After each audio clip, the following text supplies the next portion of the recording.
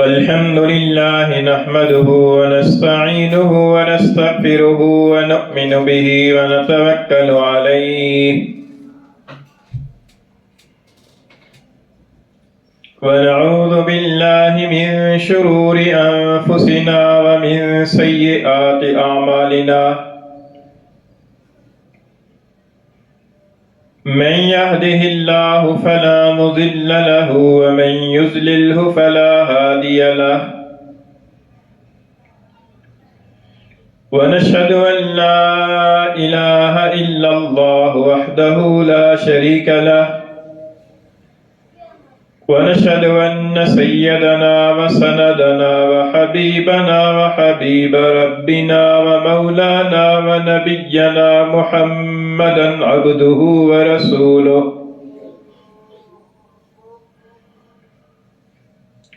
وصلى الله تعالى عليه وعلى آله وأصحابه وبارك وسلم تسليما كثيرا كثيرا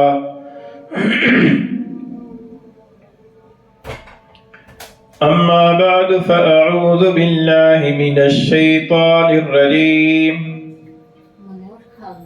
بسم الله الرحمن الرحيم ثم لتسألن يومئذ عن النعيم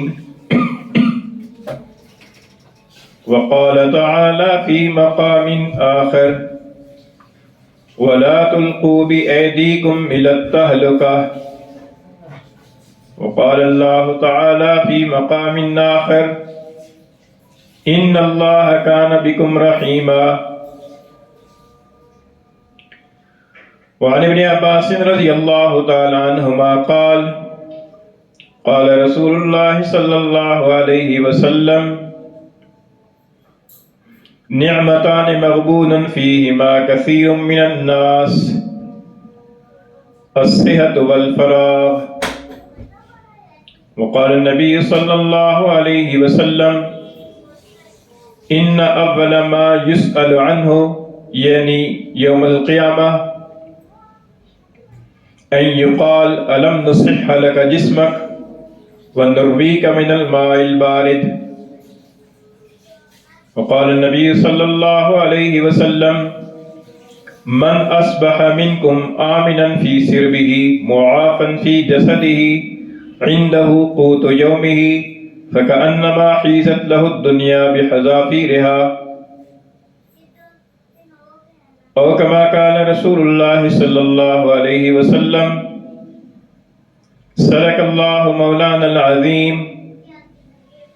وصدق رسوله النبي الكريم ونحن على ذلك لمن الشاهدين والشاكرين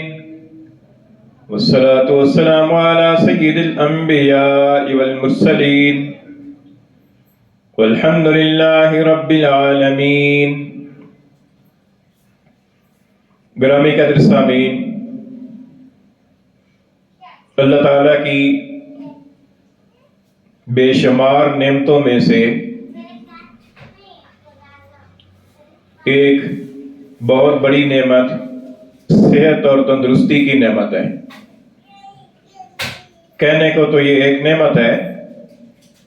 لیکن حقیقت میں یہ بہت ساری نعمتوں سے مستفید ہونے کی بنیاد ہے۔ اگر صحت اور تندرستی ہوگی تو اللہ تعالیٰ کی بہت ساری نعمتوں سے فائدہ اٹھانا انسان کے لیے آسان ہوتا ہے۔ اللہ تعالیٰ نے کھانے پینے کی جو نعمتیں پیدا فرمائی ہیں، ان نعمتوں سے بھی انسان اسی وقت لذیذ طور پر فائدہ اٹھا سکتا ہے کہ جب اس کی صحت اور تندرستی صحیح ہو۔ اسی طریقے سے اللہ تعالیٰ نے کائنات کے اندر جو اپنی قدرت کی نعمتیں بکھیر رکھی ہیں، انسان ان کو گھوم پھر کر اسی وقت ان سے فائدہ اٹھا سکتا ہے کہ جب اس کی صحت تندرست اور صحیح ہوگی۔ تو اس لحاظ سے اللہ تعالیٰ کی یہ جو نعمت ہے، اس نعمت کی قدردانی کرنی چاہیے۔ عام طور پر صحت کے معاملے میں کوتاہی برتی جاتی ہے، اور جسمانی صحت کو صرف دنیاوی معاملہ سمجھا جاتا ہے، حالانکہ حقیقت کے اعتبار سے اپنی صحت کی حفاظت کرنا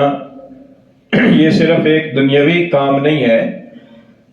بلکہ احادیث کی روشنی میں یہ معلوم ہوتا ہے کہ اس صحت کی حفاظت کرنا یہ دراصل اخروی اعتبار سے بھی انسان کے لیے ضروری ہے، دینی اعتبار سے بھی انسان کے لیے ضروری ہے۔ وجہ اس کی یہ ہے کہ یہ جو انسان کے پاس جسم ہے یہ انسان کا اپنا نہیں ہے، انسان اس جسم کا مالک نہیں ہے، بلکہ یہ جسم انسان کے پاس اللہ تعالیٰ کی دی ہوئی امانت ہے۔ اور اگر کوئی آدمی لاپرواہی سے، غفلت سے اور اپنے جسم کے غلط استعمال سے اپنی صحت کو بگاڑے گا، اپنی تندرستی کو نقصان پہنچائے گا، تو نہ صرف یہ کہ وہ دنیاوی اعتبار سے نقصان اٹھائے گا بلکہ آخرت کے اندر بھی اس کے بارے میں اس سے باز پرس ہوگی۔ سورہ تکاثر کی آخری آیت کریمہ میں نے آپ کے سامنے تلاوت کی ہے، جس میں اللہ تعالیٰ کا ارشاد ہے کہ ثم لتسألن یومئذ عن النعیم، کہ پھر تم سے اس دن یعنی قیامت کے دن نعمتوں کے بارے میں ضرور باز پرس ہوگی۔ اللہ تعالیٰ کی نعمتوں کے بارے میں ضرور پوچھا جائے گا کہ اللہ تعالیٰ کی فلاں فلاں نعمتیں تمہیں دی گئی تھیں، ان نعمتوں کے بارے میں تم نے ان کو کیسے استعمال کیا۔ ترمذی شریف کی حدیث میں اسی آیت کریمہ کی تفسیر میں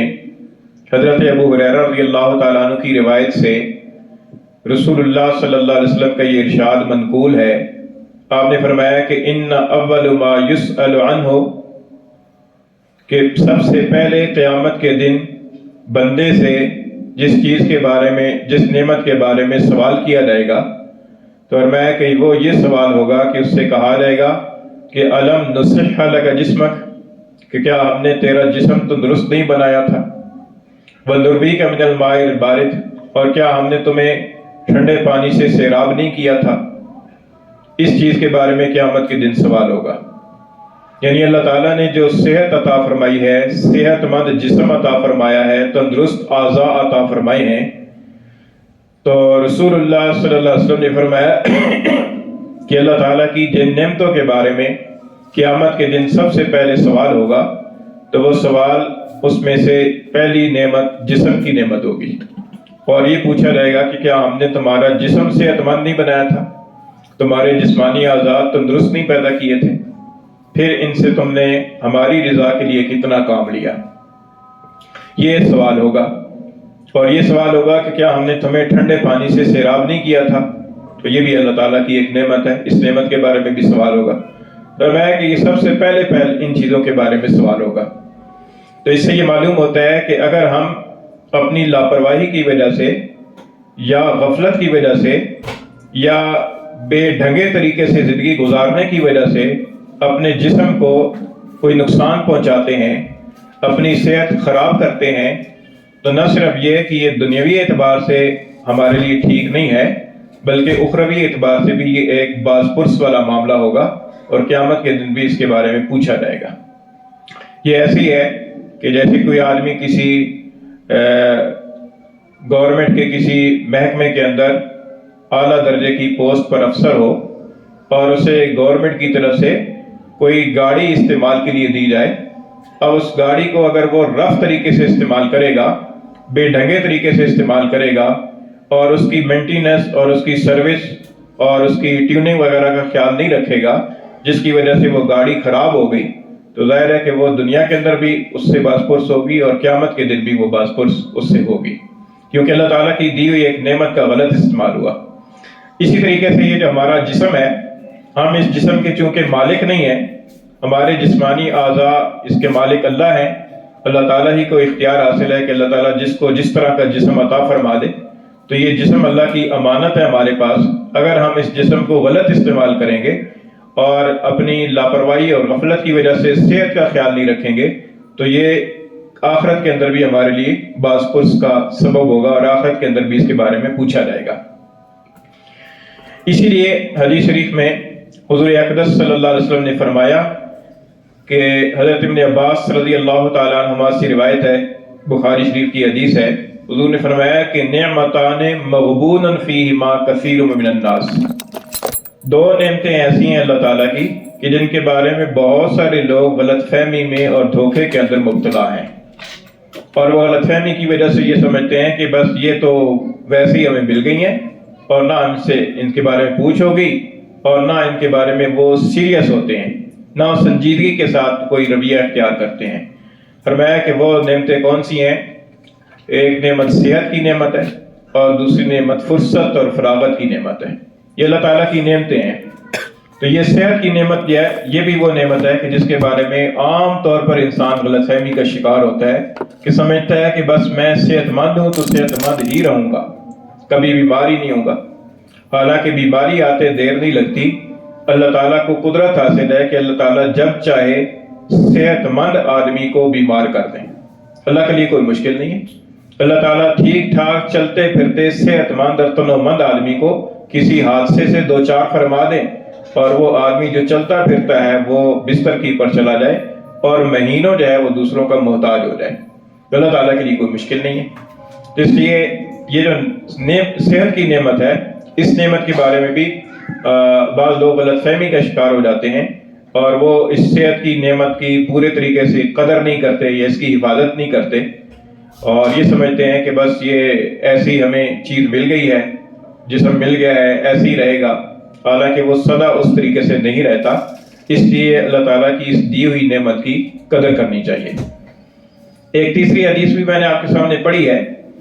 اس کے اندر بھی حضور اقدس صلی اللہ علیہ وسلم نے جسم کی عافیت کو نعمت قرار دیا۔ فرمایا کہ من اصبح منکم آمنا فی سربہ، کہ جو آدمی تم میں سے اس حالت میں صبح کرے کہ اسے اپنی ذات کے بارے میں امن حاصل ہو، یعنی اپنی ذات کے بارے میں اسے کوئی خوف اور خطرہ لاحق نہ ہو۔ اور بعض حضرات نے شارحین نے فرمایا کہ سربہ کے لفظ کے اندر ذات کے ساتھ ساتھ اہل خانہ بھی شامل ہیں، کہ اپنے اور اپنے اہل خانہ کے بارے میں کسی قسم کا کوئی خطرہ اسے نہ ہو، نہ کسی قرض خواہ کا خطرہ ہو کہ آ کر ہمیں تنگ کرے گا، کسی کا قرضہ لیا ہوا ہے، اور نہ کسی کی طرف سے کسی اور مطالبے کا خطرہ ہو، اور نہ کسی کی طرف سے کوئی دشمنی کا خطرہ ہو۔ یعنی انسان کو امن کی حالت میں صبح کرے، معافن فی جسدہ، اور اس کا جسم جو ہے نا وہ عافیت کے ساتھ ہو۔ آدمی صبح جاگے، اس کی بینائی سلامت ہو، اس کے اعضاء و جوارح سلامت ہو، اس کی شنوائی سلامت ہو، اس کی گویائی سلامت ہو، اس کی پر کوئی فالج وغیرہ نہ ہوا ہو، رات کے سوتے وقت میں اس کے جسم کی پر کوئی تکلیف نہ آئی ہو۔ معافن فی جسدہ عندہ قوت یومہ، اور اس کے پاس ایک دن کے کھانے پینے کا سامان موجود ہو، ایک دن کی خوراک اس کے پاس موجود ہے کہ آج کا دن جو ہے وہ بھوکا نہیں رہے گا، آج کے دن سے کھانے پینے کا سامان میسر ہے، اور سر چھپانے کے لیے چھت میسر ہے۔ فرمایا کہ فَكَأَنَّمَا حِيزَتْ لَهُ الدُّنْيَا بِحَذَافِيرِهَا، تو گویا کہ اس آدمی کے لیے دنیا جہان کی ساری نعمتیں اکٹھی کر دی گئی۔ یہ حضور کا ارشاد ہے۔ فرمایا کہ جس آدمی کو یہ تین چیزیں حاصل ہیں، ایسی حالت میں صبح کی ہے کہ اسے اپنے بارے میں، اپنے اہل خانہ کے بارے میں کسی قسم کا کوئی خطرہ نہیں ہے، اس کا جسم سلامت ہے، اور اس کے پاس ایک دن کے کھانے پینے کا ضروریات پوری ہونے کا سامان موجود ہے، تو فرمایا کہ گویا کہ اس کے لیے دنیا جہان کی ساری نعمتیں اکٹھی کر دی گئی۔ ظاہر ہے کہ ایک دن کے اندر آدمی ایک ہی دن کی خوراک کھا سکتا ہے۔ اگر کسی کے پاس کروڑوں روپے جمع ہے تو وہ ایک دن کے اندر کتنا استعمال کرے گا؟ جتنا اس نے ایک دن کے اندر کھانا پینا ہے، جتنا اس نے ایک دن کے اندر آرام کرنا ہے، اتنی جگہ اگر اسے میسر ہے، تو فرمایا کہ گویا کہ دنیا جہان کی نعمتیں اس کے یہ میسر ہیں۔ اب اگلا دن خدا جانے اس کی زندگی میں ہے یا نہیں ہے۔ تو یہ تیسری حدیث ہے۔ ان تینوں حدیثوں سے یہ معلوم ہوتا ہے کہ انسان کے پاس جو اللہ تعالیٰ کی دی ہوئی نعمت ہے نا، جسم کی صورت میں اور صحت کی صورت میں، تو اس نعمت کی ہمیں قدر کرنی چاہیے اور اس کی حفاظت کرنی چاہیے۔ قدر کرنے کا مطلب یہ ہے کہ ایک تو صحت کی حالت کے اندر جتنا زیادہ سے زیادہ انسان اچھے کام کر سکتا ہو وہ کام اسے کرنے چاہیے۔ ایک اور حدیث میں آتا ہے، حضور نے فرمایا کہ 5 چیزوں کو 5 چیزوں کے آنے سے پہلے غنیمت سمجھو، ان میں سے ایک چیز فرمایا کہ وَصِحَّتَكَ قَبْلَ سَقَمِكَ، کہ اپنی صحت کو اپنی بیماری سے پہلے غنیمت سمجھو. کہ معلوم نہیں کس وقت آدمی کی پر بیماری آ جائے اور آدمی جو سجدے کر سکتا ہے وہ سجدے کرنے سے عاجز ہو جائے، اور آدمی جو خیر کے کام کر سکتا ہے وہ خیر کے کام کرنے سے عاجز ہو جائے، اور آدمی جو خدمت خلق کر سکتا ہے وہ خدمت خلق کرنے سے قاصر ہو جائے. فرمایا کہ اپنی صحت کو اپنی بیماری کے آنے سے پہلے غنیمت سمجھو. تو ان حدیث سے یہ معلوم ہوتا ہے کہ صحت کی حفاظت کرنا نہ صرف یہ کہ ہمارا دنیاوی فریضہ ہے، بلکہ یہ ہماری آخرت کے اعتبار سے بھی اور دینی اعتبار سے بھی ہمارے لیے ضروری ہے کہ ہم اپنی صحت کی حفاظت کریں. صحت کی حفاظت اس لیے بھی ضروری ہے کہ اگر تندرستی ہے تو تندرستی کی وجہ سے باقی نعمتوں سے بھی انسان فائدہ اٹھا سکتا ہے. مثلا انسان صحت مند ہے، اسے اچھے طریقے سے بھوک لگتی ہے تو وہ جو کھانے پینے کی چیزیں ہیں ان سے پورے طریقے سے لذت اٹھا سکتا ہے. لیکن اگر اس کی بیماری ہے، اسے بھوک ہی صحیح طریقے سے نہیں لگتی تو کھانے پینے کی چیزیں اعلیٰ سے اعلیٰ اس کے پاس لذیذ سے لذیذ کھانے کی چیزیں سامنے ہوں لیکن اس سے لذت نہیں آئے گی، اس سے ذائقہ نہیں آئے گا. تو یہ جو منہ کا ذائقہ ہے کہ منہ کا ذائقہ آدمی کا صحیح رہے اور آدمی کو بھوک لگتی ہو، یہ اللہ تعالیٰ کی نعمت ہے، اور یہ صحت کی حالت کے اندر انسان کو نصیب ہوتی ہے. ورنہ انسان بسا اوقات ایسا بیمار ہو جاتا ہے کہ اس سے خوراک جو ہے نا وہ نلکی کے ذریعے سے جا رہی ہے، اب کوئی پتہ نہیں ہے، کوئی مزہ نہیں آ رہا، کوئی پتہ نہیں ہے، لیکن وہ بس ایک جان بچانے کے لیے نلکی لگی ہوئی ہے اور وہیں سے جا رہا ہے کھانا. تو یہ باقی نعمتوں سے فائدہ اٹھانے کے لیے بھی صحت مند کا ہونا بہت ضروری ہے. اور پھر صحت ایک ایسی نعمت ہے کہ جس کا متبادل کوئی نہیں ہے. مثلا آدمی کے پاس دولت بھی ہے، آدمی کے پاس کوٹھیاں بھی ہیں، بنگلے بھی ہیں، کاریں بھی ہیں، گاڑیاں بھی ہیں، عہدہ بھی ہے، منصب بھی ہے، پلازے ہیں، دکانیں ہیں، لیکن صحت نہیں ہے تو باقی ساری چیزیں جو ہے نا وہ صحت کا بدل نہیں ہو سکتی. صحت کا اپنا ایک بدل ہے، کیونکہ صحت اپنی جگہ پر ایک بے نظیر نعمت ہے اللہ تعالیٰ کی، کہ جس کا بدل نہ دولت ہو سکتی ہے، اس کا بدل نہ حکومت ہو سکتی ہے، اس کا بدل نہ انسان کی جو ہے نا وہ عہدہ اور منصب ہو سکتا ہے. وہ صحت ہی ہے کہ جو اپنی ذات کے اندر ایک بے نظیر نعمت ہے. اور پھر آدمی جب تندرست ہوتا ہے تو انسان اپنے جو کارہائے منصبی ہیں ان کو صحیح طریقے سے انجام دیتا ہے. دنیا کے جو کام ہیں اس کا اگر مثلا ملازمت کرتا ہے، تجارت کرتا ہے، کھیتی باڑی کرتا ہے، محنت مزدوری کرتا ہے، تو صحت ہوگی تو باقی سارے کام صحیح ہوں گے. اگر صحت نہیں ہوگی تو وہ کاموں کے اندر بھی وہ صحیح طریقے سے کام نہیں کر سکے گا. اور صحت ہوگی تو دینی کام بھی وہ صحیح طریقے سے کر سکتا ہے. مثلا واعظ و نصیحت کرنا، علم دوسروں کو سکھانا، اور اس طریقے سے اپنی عبادت کرنا، نماز پڑھنا، روزہ رکھنا اور دوسروں کی خدمت کرنا، یہ جتنے کام ہیں، یہ اگر انسان کے اندر صحت ہوگی تو یہ کام صحیح طریقے سے ہو سکیں گے. اگر صحت نہیں ہوگی کہ دینی کام بھی انسان سے متاثر ہو جائیں گے اور دینی کام بھی درست طریقے سے وہ نہیں کر سکے گا. ہو سکتا ہے کہ نماز پڑھنے کے لیے وہ سجدہ ہی نہ کر سکے، اتنا عاجز اور بیمار ہو جائے تو سجدہ نہ کر سکے، وہ اس حالت کے اندر پہنچ جائے گا. تو صحت ہوگی تو پھر انسان کے دینی کام بھی درست ہوں گے. اسی طریقے سے اگر انسان کی صحت ہوگی تو انسان اپنی اولاد کی صحیح طریقے سے تربیت کر سکے گا، اپنے اہل خانہ کی تربیت اور تعلیم کر سکے گا، اپنے اہل خانہ کو درست طریقے سے صحیح رہنمائی کر سکے گا. اگر اس کی صحت نہیں ہوگی تو وہ بچے بھی اس کے لیے ایک طرح کی وبال بنیں گے. اگر صحت ہوگی تو بچوں کی جو نعمت ہے اس نعمت سے بھی فرق اٹھا سکتا ہے اور اس نعمت سے بھی صحیح طریقے سے فائدہ اٹھا سکتا ہے. تو اس لیے صحت کی حفاظت کی پر احادیث کے اندر بھی زور دیا گیا ہے کہ انسان کو چاہیے کہ اپنی صحت کی حفاظت کرے اور اپنے آپ کو صحت مند رکھنے کی کوشش کرے. اب حفظان صحت کے لیے ایک تو حضور اقدس صلی اللہ علیہ وسلم کے وہ ارشادات ہیں کہ جو آپ کے سامنے میں نے بیان کیے ہیں، جن کے اندر صحت کی حفاظت کی اہمیت بتائی گئی ہے کہ صحت کی حفاظت کیوں اس کی اہمیت ہے اور اس کی کیوں ضرورت ہے کہ آدمی اپنی صحت کی حفاظت کرے. اور بعض احادیث ایسی ہیں کہ جن احادیث کے اندر حضور اقدس صلی اللہ علیہ وسلم نے صحت کی حفاظت کی اصول بھی بتائے ہیں کہ آدمی اپنی صحت کو کیسے درست رکھ سکتا ہے اور بیمار ہونے سے پہلے اسے کن چیزوں کا لحاظ رکھنا چاہیے تاکہ وہ حتی الامکان جو ہے نا وہ بیماری سے اپنے آپ کو بچا سکے. ورنہ بیماری اللہ تعالیٰ کی طرف سے آنا چاہے تو کوئی انسان روک نہیں سکتا، لیکن ممکنہ حد تک انسان کو وہ کون سے اصول ہیں کہ جن کی پر انسان کو کاربند رہنا چاہیے جس کے نتیجے کے اندر وہ آدمی صحت مند رہ سکے گا اور بیماری سے اپنے آپ کو بچا سکتا ہے یا محفوظ رکھ سکتا ہے. ان میں سے سب سے پہلی جو چیز ہے وہ انسان کی غذا ہے، کہ جو انسان کے جسم کے اندر جاتی ہے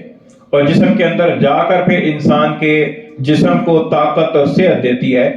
تو غذا کے بارے میں احادیث کے اندر جو ہدایات ارشاد فرمائی گئی ہیں، ان کے اندر ایک حدیث میں حضور اکرم صلی اللہ علیہ وسلم نے ارشاد فرمایا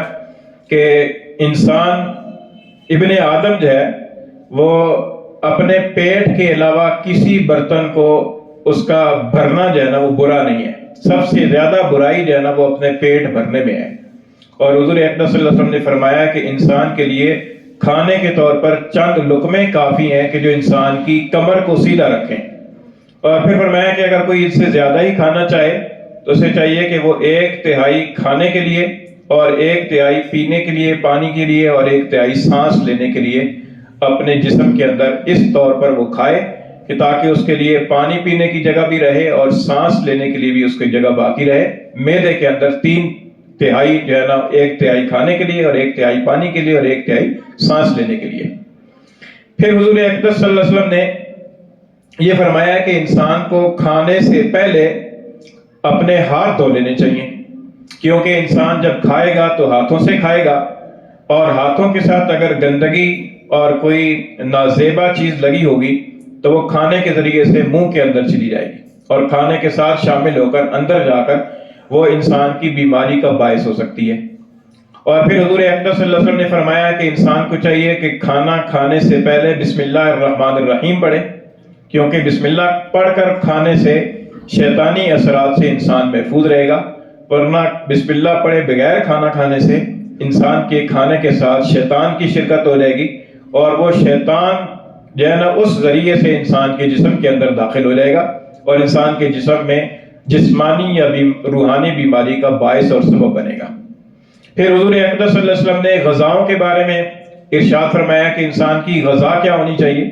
حضور اکرم صلی اللہ علیہ وسلم کے بارے میں جو طب نبوی کے حوالے سے جو احادیث کے اندر آتی ہیں، محدثین نے اپنی اپنی کتابوں کے اندر باقاعدہ کتاب الطب پورا ایک عنوان قائم کیا ہے، جس کے اندر حضور اکرم صلی اللہ علیہ وسلم کی جو طبی ہدایات سے متعلق احادیث ہیں اور حضور صلی اللہ علیہ وسلم کا جو اسوہ حسنہ ہے ان کو محدثین نے نقل فرمایا ہے۔ ان کے اندر یہ آتا ہے کہ حضور اکرم صلی اللہ علیہ وسلم بکری کے شانے کا گوشت پسند فرمایا کرتے تھے۔ ظاہر ہے کہ اس کے اندر غذائیت اور اس کے اندر جو تندرستی والی جو بات ہے اس اعتبار سے حضور اکرم صلی اللہ علیہ وسلم اس چیز کو پسند فرماتے تھے کہ وہ چیز آپ کی خدمت کے اندر پیش کی جائے۔ اس سے یہ بھی معلوم ہوتا ہے کہ انسان کی غذا کے اندر اعتدال اور توازن ہونا چاہیے، کہ ایک گوشت جو انسان کے کھانے کا ایک حصہ ہے تو وہ بھی انسان کے غذا کے اندر شامل ہونا چاہیے۔ دوسری حدیث کے اندر آتا ہے کہ ایک مرتبہ صحابی فرماتے ہیں کہ حضور اکرم صلی اللہ علیہ وسلم کو میں نے دیکھا کہ آپ کے سامنے کھانا لایا گیا اور اس کے اندر وہ کدو کے اور لوکی کے ٹکڑے تھے اور شوربے والا سالن تھا۔ آپ صلی اللہ علیہ وسلم کو میں نے دیکھا کہ آپ کدو اور لوکی کے جو ٹکڑے ہیں ان کو تلاش کر کر کے نوش فرما رہے ہیں، تناول فرما رہے ہیں۔ اس سے یہ معلوم ہوتا ہے کہ حضور اکرم صلی اللہ علیہ وسلم کی غذا کے اندر سبزیاں بھی شامل تھیں، اور سبزیوں کے اعتبار سے آپ صلی اللہ علیہ وسلم کو لوکی جو کہ ایک صحت مند سبزی ہے وہ آپ صلی اللہ علیہ وسلم کو پسند تھی۔ تو یہ آپ صلی اللہ علیہ وسلم کا صرف اسوہ حسنہ نہیں ہے بلکہ وہ ہمارے لیے تعلیم ہے۔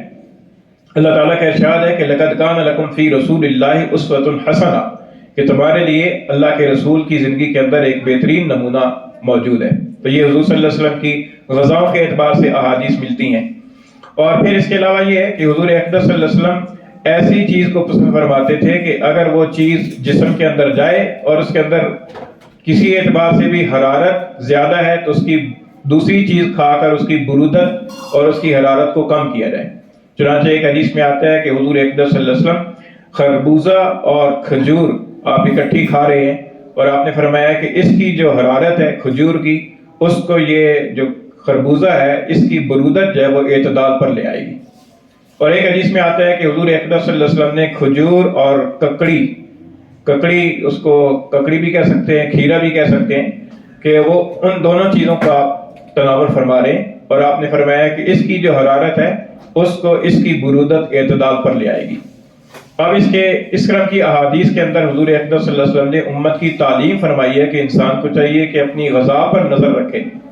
اور غذا جو ہے نا وہ معتدل ہونی چاہیے، اعتدال کی پر مبنی غذا اگر وہ کھائے گا تو اس کی وجہ سے اس کی صحت جو ہے وہ درست رہے گی۔ پھر اچھا، اس کھانے کے حوالے سے ہمارے ہاں جو بے احتیاطیاں پائی جاتی ہیں، خصوصاً آج کل کی جو نوجوان نسل ہے اس کے اندر یہ ہے کہ وہ جتنے جو ہے نا وہ فاسٹ قسم کے فوڈز ہیں ان کو یہ نوجوان زیادہ پسند کرتے ہیں، مثلاً پیزا ہو گیا، برگر ہو گیا، اور صرف جو ہے نا وہ فرائی قسم کی چیزیں جو ہے نا ان کو پسند کرنا، حالانکہ جتنا اس کو آگ کی پر رکھا جاتا ہے یا جتنا اس کو پکایا جاتا ہے اتنی اس کی غذائیت جو ہے نا وہ ختم ہو جاتی ہے۔ تو اس لیے اگر وہ اعتدال کے ساتھ مناسب طریقے پر اس کو پکایا جائے گا تو وہ زیادہ مفید ہوگی۔ اور پھر اگلی چیز ہے انسان کے لیے پینا۔ پینے کے اعتبار سے بھی حضور اقدس صلی اللہ علیہ وسلم نے ہماری رہنمائی فرمائی ہے۔ آپ صلی اللہ علیہ وسلم دودھ پینے کو پسند فرماتے تھے۔ آپ صلی اللہ علیہ وسلم نے دودھ نوش فرمایا ہے، اور دودھ انسان کے لیے ایسی چیز ہے کہ جو انسان کی بچپن سے لے کر یعنی پیدا ہونے سے لے کر بوڑھا ہونے تک ہر عمر کے اعتبار سے انسان کے لیے مفید ہے۔ اسی طریقے سے حضور اقدس صلی اللہ علیہ وسلم نے پینے کے اعتبار سے یہ ہدایت ارشاد فرمائی ہے کہ جب بھی پانی پیا جائے تو ایک تو بیٹھ کر پیا جائے، دوسرا جو ہے وہ 3 سانس میں پیا جائے، اور تیسرا حضور نے فرمایا کہ اسے جو ہے نا چھوٹے چھوٹے گھونٹ لے کر پیا جائے۔ ایک حدیث میں آتا ہے کہ پانی کو چھوٹے چھوٹے گھونٹ لے کر پیا جائے، ایک دم سے جیسے گٹ گٹ کر کے آدمی پیتا ہے، جیسے گرمیوں کے موسم میں بعض اوقات پیاس لگی ہوتی ہے تو آدمی زیادہ جلدی سے پیتا ہے، تو حضور نے فرمایا کہ اس کی وجہ سے انسان کے جگر کو نقصان ہوتا ہے اور اس کی وجہ سے انسان کے معدے میں تکلیف ہوتی ہے۔ تو یہ پانی پینے کے اعتبار سے حضور صلی اللہ علیہ وسلم نے ہدایت ارشاد فرمائی۔ تو یہ بنیادی چیز ہے کہ انسان جو ہے نا وہ اپنی غذا اور اپنی جو پانی ہے، جو کھانا پینا ہے، وہ انسان اس کو درست طریقے سے رکھے۔ پھر صحت کے حفظان کے اندر ایک چیز آتی ہے نیند، کہ آدمی جو ہے نا ایک معتدل قسم کی نیند لے، نہ تو بہت زیادہ جاگتا رہے اور نہ ہی بہت زیادہ سوتا رہے، بلکہ ایک درمیانی حد تک جتنا اس کا جسم اور اس کی عمر تقاضا کرتی ہے اس اعتبار سے اسے نیند لینی چاہیے۔ اور اس بارے میں بھی ہمارے ہاں بہت کوتاہی پائی جاتی ہے کہ انسان جو ہے نا جب وہ کاروبار میں لگتا ہے تو لگا ہی رہتا ہے، راتوں کو 12 1 2 بج جاتے ہیں، اور آدمی جو ہے نا وہ جاگتا رہتا ہے، اس کے اندر اپنے آپ کو کھپائے رکھتا ہے، جس کے نتیجے میں صحت خراب ہو جاتی ہے۔ اسی طریقے سے آج کل یہ بھی ایک مرض ہو گیا ہے کہ راتوں کو دیر تک جاگنا، ویسے ہی یا تو ہوتا ہے نا کہ آدمی کوئی کام کر رہا ہو، مفید کام کر رہا ہو، عبادت کر رہا ہو، علم سیکھ رہا ہو، ویسے ہی فضول میں رات کو بیکار کافی دیر تک جاگتے رہنا اور صبح کافی دیر تک سوتے رہنا۔ حالانکہ صبح کے وقت میں جب آدمی جاگتا ہے، بیدار ہوتا ہے، خصوصاً تہجد کے وقت میں، تو اس وقت انسان کے سارے دن کے لیے انسان کی طبیعت کے اندر بشاشت رہتی ہے۔ حدیث شریف کے اندر بھی آتا ہے، حضور اقدس صلی اللہ علیہ وسلم نے فرمایا کہ جب انسان سوتا ہے تو انسان کی گدی کی پر شیطان 3 گرے لگا دیتا ہے اور تینوں گروں کی پر پڑھ کر پھونک دیتا ہے۔ پھر جب انسان جاگتا ہے، اس کی آنکھ کھلتی ہے، وہ اللہ کا نام لیتا ہے، اللہ کا ذکر کرتا ہے، ایک گرہ کھل جاتی ہے۔ پھر جب وہ وضو کرتا ہے تو دوسری گرہ کھل جاتی ہے۔ پھر جب وہ نماز پڑھتا ہے تو تیسری گرہ کھل جاتی ہے، اور پھر اس کے بعد انسان سارا دن جو ہے نا وہ حشاش بشاش رہتا ہے۔ اور اگر وہ اٹھ کر اللہ کا ذکر نہ لے، وضو نہ کرے، نماز نہ پڑھے، اسی طریقے سے سستوں کی طرح سوتا رہے، تو فرمایا کہ سارا دن اس کی طبیعت کے اندر متلاحٹ اور اس طرح کی کیفیت رہے گی۔ تو اب یہ نیند کے اعتبار سے بھی ہمارے ہاں بڑی کوتاہی پائی جاتی ہے۔ ایک مناسب وقت پر مناسب مقدار کے اندر سونا یہ صحت کے لیے ضروری ہے، اور اگر اس اعتبار سے آدمی نہ سوئے، بے ڈھنگے طریقے سے اپنی نیند کو خراب کرے یا زیادہ دیر تک سوتا رہے یا بے وقت سوئے اور بے وقت جاگے، تو اس کے نتیجے کے اندر انسان کی صحت خراب ہو جائے گی، اور ابھی تو نہیں لیکن چند سالوں کے بعد انسان کو اس کا احساس ہو جائے گا۔ لیکن ہمارے ہاں یہ بھی ایک کوتاہی پائی جاتی ہے اس صحت کے حوالے سے۔ تو اس اعتبار سے بھی حضور اقدس صلی اللہ علیہ وسلم نے رہنمائی فرمائی ہے کہ انسان کو جو ہے نا وہ کس وقت میں کتنی مقدار میں اسے سونا چاہیے، اس اعتبار سے اسے اللہ تعالیٰ کی یاد بھی کرتے رہنا چاہیے، نمازیں بھی پڑھنی چاہیے، اور دیگر اعتبار سے اسے اپنا آرام بھی کرنا چاہیے۔ اس کے علاوہ پھر یہ ہے کہ حضور اقدس صلی اللہ علیہ وسلم نے جسم کی صفائی کے بارے میں بھی ہدایات ارشاد فرمائی ہیں، کیونکہ جسم کی صفائی بھی بہت ضروری ہے۔ آپ صلی اللہ علیہ وسلم نے دانتوں کو صاف رکھنے کے لیے فرمایا، آپ نے فرمایا کہ مسواک جو ہے نا یہ منہ کو پاک رکھنے کا، صاف رکھنے کا ذریعہ ہے، اور اللہ تعالیٰ کو راضی رکھنے کا بھی ذریعہ ہے۔ آج ہم مسواک کو چھوڑ کر ٹوتھ پیسٹ کی پر آ گئے ہیں، حالانکہ جتنی برکتیں اور جتنے فائدے مسواک کے اندر ہیں وہ اتنی چیزیں کسی اس کے متبادل ٹو اسپیس کے اندر نہیں ہے. تو ہمیں وہ مسواک والی سنت کی پر عمل کرنا چاہیے. پھر حضور اقدس صلی اللہ علیہ وسلم نے فرمایا کہ یہ جو انسان کے زائد بال ہوتے ہیں، زیر ناف بال ہیں، زیر بغل بال ہیں، ناخن ہیں، ان کو مناسب دنوں کے بعد انسان کو تراشتے رہنا چاہیے، صاف کرتے رہنا چاہیے، کیونکہ اس کی وجہ سے بھی انسان کے اندر بیماریاں پیدا ہوتی ہیں. اس کے علاوہ پھر انسان کو حضور صلی اللہ علیہ وسلم نے صفائی کے بارے میں فرمایا کہ یہ صفائی نصف ایمان ہے. اس کے اندر اپنے گھر اور اپنے ماحول کی صفائی بھی داخل ہے کہ اس کے انسان کو ماحول کو بھی صاف رکھنا چاہیے. تو یہ حفظان صحت کے اصول ہیں کہ جو طبی اعتبار سے ہٹ کر، طبی اعتبار سے تو کوئی حکیم ڈاکٹر بتائے گا، لیکن یہ احادیث کی روشنی کے اندر جو حفظان صحت کے جو رہنما اصول ہیں، اور انہی بنیادوں پر آگے چل کر طبیبوں نے اور ڈاکٹروں نے اپنی وہ چیزوں کی بنیاد رکھی ہے. تو ان چیزوں کو ہمیں سادہ طریقے سے حضور اقدس صلی اللہ علیہ وسلم نے ہمیں سمجھایا ہے. ان چیزوں کو ہم اگر اپنائیں گے تو ہماری دنیا بھی بنے گی اور آخرت بھی، کیونکہ حضور اقدس صلی اللہ علیہ وسلم کے ارشاد کی پر آپ کی سنت کے اعتبار سے عمل ہوگا تو اس کے ساتھ ساتھ انسان کی سنت کی پر عمل کرنے کا ثواب بھی ملے گا اور انسان کی صحت بھی صحیح رہے گی. اللہ تعالیٰ عمل کی توفیق عطا فرمائے. وما علینا